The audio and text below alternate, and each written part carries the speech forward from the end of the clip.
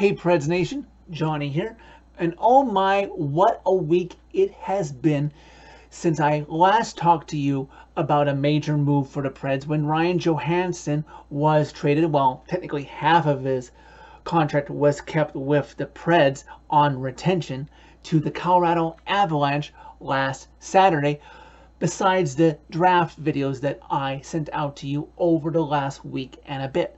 I was totally prepared to make a video on Wednesday if the Preds would have made a big move on the draft floor like the host typically does.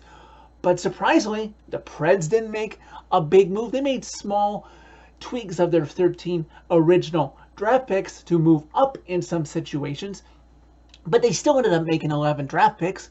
We'll see how many of them end up working themselves out. Hopefully, the first round picks that they took of Matthew Wood and Tanner Molendyk hit and have prosperous careers in the NHL, specifically for the Preds. But side note, if the rumors are true, I don't know what the heck the Habs were doing by refusing the Preds' offer of the 15th, 24th, and Yaroslav Askarov to the Habs so that the Preds could have taken 5th.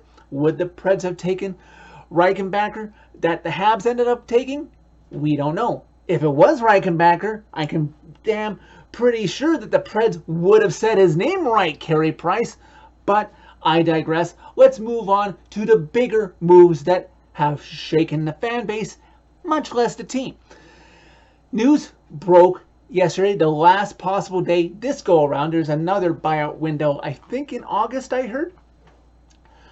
Yeah, some of us thought that if he wasn't going to be moved, that Ryan Johansson might have been bought out. But once that was done, we thought, hey, we were set for the draft and maybe a small minor tweaks in free agency on July 1st.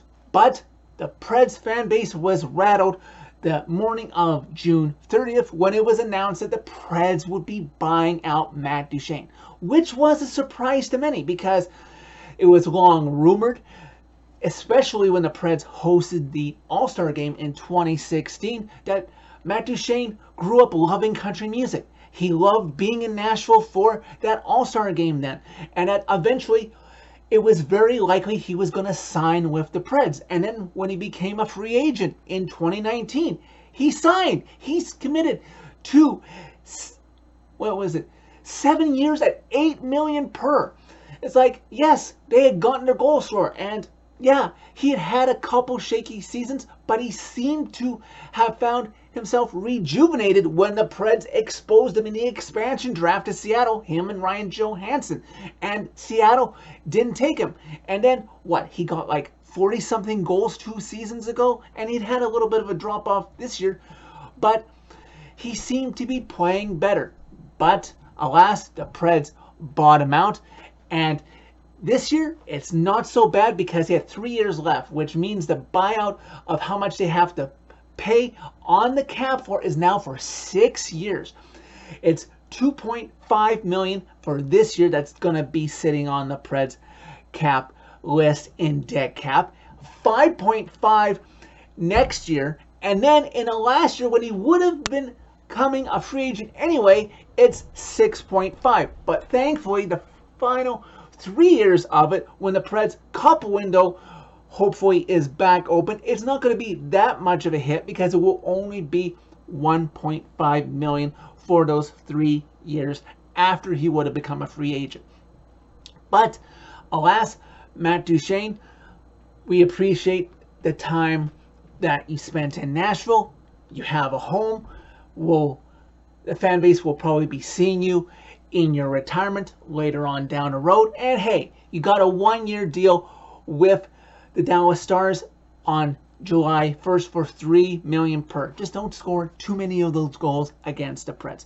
But back to the Preds, because especially with Duchene being bought out, we're like, okay, what are the Preds going to do with all that extra cap space? Well, they went shopping on July 1st this morning for any of you who missed it.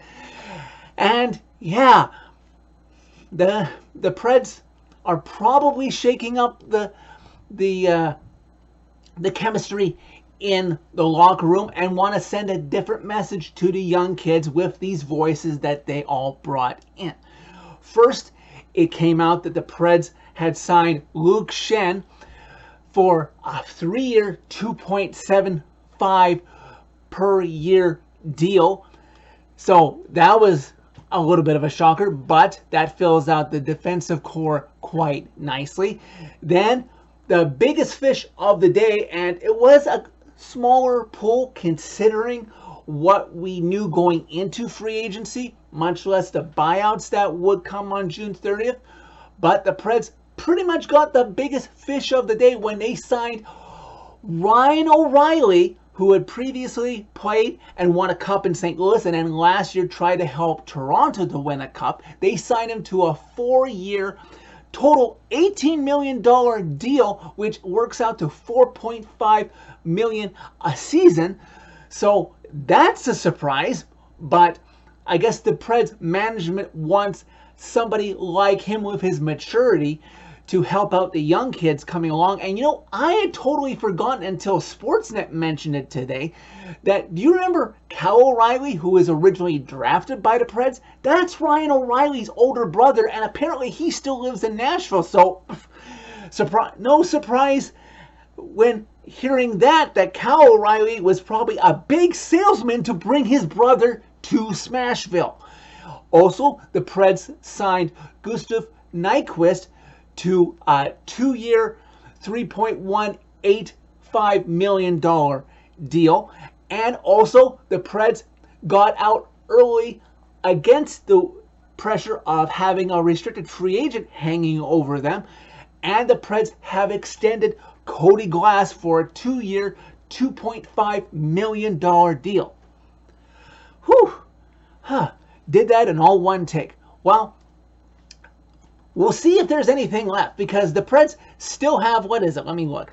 The Preds still have $11 million in cap space. Now, I don't want them to spend to the cap because you're not in your cup window right now, but I could still see them taking on maybe one more contract. The notion is still out there the Preds might sign Evgeny Nuzhetsev from the Capitals, and he had previously played under Trotz when Trotz was the coach there. So maybe that'll be a fit because Trotz will know what he gets under him.